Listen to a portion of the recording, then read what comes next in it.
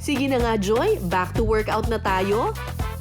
Sa malawak na farm na ito sa Concepcion, Tarlac, hindi lang pananim ang kanilang inaalagaan, pati na rin iba't ibang mga hayop tulad ng kambing.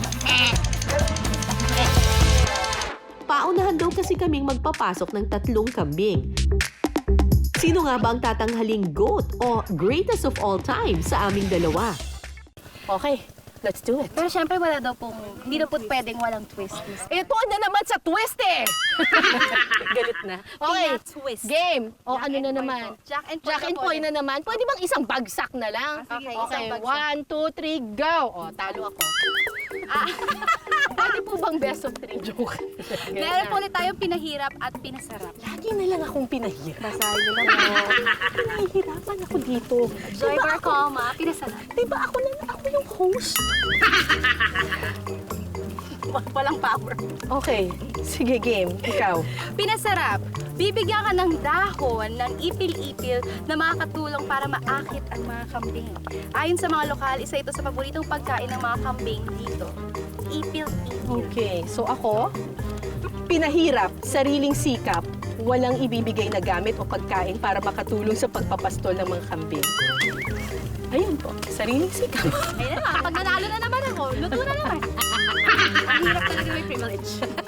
Okay, Let's go! ang lalayo na ng mga kambing! Oras na ng tapatan, round 3, laban na. Kung si Joy may ipil-ipil, ako naman may baong talbos ng kamote. Kumakain kayo nito, di ba? Mga babies. Ito. Apakalayo ka na. Halika na. Ayaw. Ayaw nila lumapit. Nakikinig sa akin. Habulin ko na lang sila. Sige!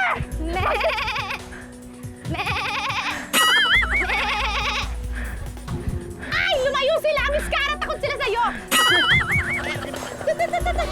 Yan, Huwag kayo dyan! Mali yan! Wrong way! Wrong way! You want? Wow! Very good! Aba, si Joy, go-to whisperer ang peg. Ang tanong, pakikinggan kaya siya ng mga kambing o iisnabin? Lumayo sila sa akin! Kailangan ko mahanap kung sino ang leader nila. Yung leader nila yung susundan nila. Tara. Alam ko na strategy. Hintayin ko papuntahin dito ni Miss Cara ang mga kambing. Papasok na raw sila.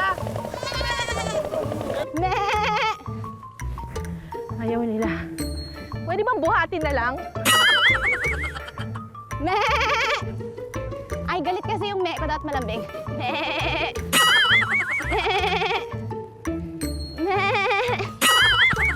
Me na masaya. Ang ating Jusa, never say never talaga. Sige lang, kausapin mo pa sila. You want? Wow! Very good! Pero teka, mukhang effective na ang diskarte ni Joy ah. Papasok na raw sila.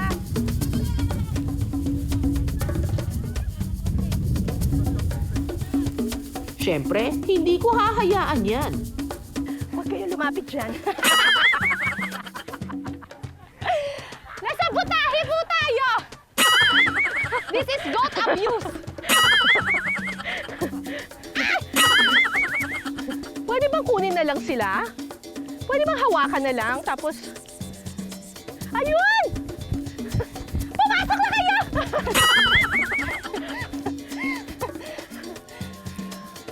Umiiyak na sila.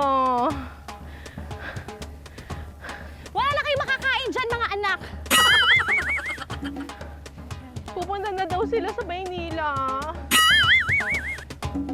Wala na, ubus na ang energy namin. Ang mga kambing parang nangaasar pa.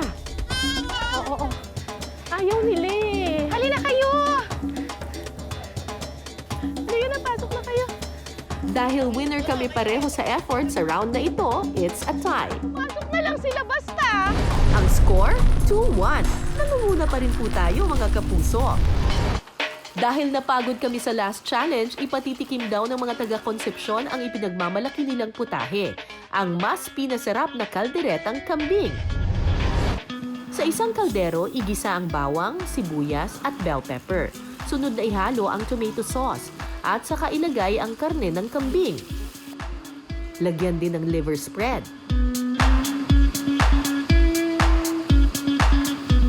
Pakuluin sa mahinang apoy sa loob ng 1 oras.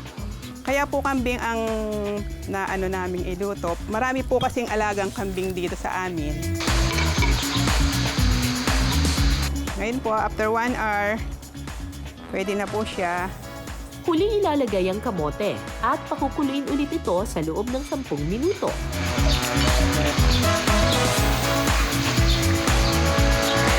Ito po ang ating kalderetang kambing. Tikiman time na! Good. Lasang kaldereta. Pero alam mong hindi siya baboy or baka. May distinct na lasa ang kambing. Correct.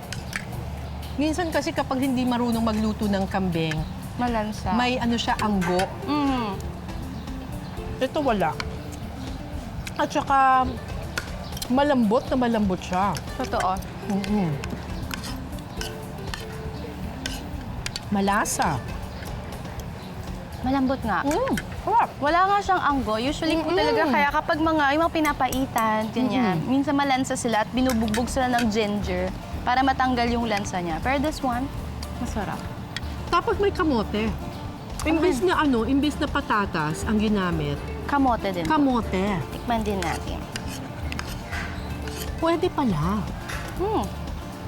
Matamis. May manamis-namis na flavor siya. Instead of Patatas. patatas, kamote. Okay din